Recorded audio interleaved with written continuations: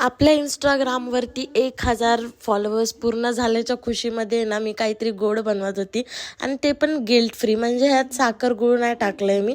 So पहिलं मी तुपात शेवळ्या भाजल्या आणि ड्रायफ्रुट्सही भाजून घेतले.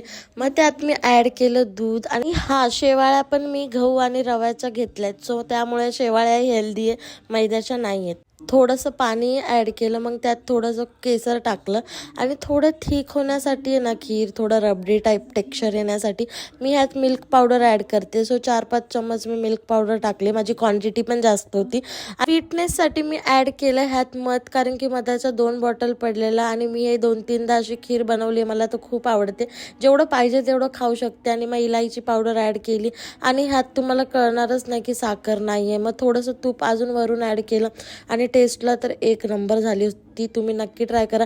आणि थँक्यू सो मच माझे 1000 फॉलोअर्स पूर्ण करण्यासाठी. मी तर जाम खुश आहे आणि त्याच खुशीमध्ये आज मी गिल्ट फ्री खीर बनवली आहे. तर तुम्ही नक्की ट्राय करा आणि व्हिडिओ आवडला असेल तर लाईक कमेंट नक्की करा आणि असंच सपोर्ट करत राहा आणि फॉलो पण करत राहा.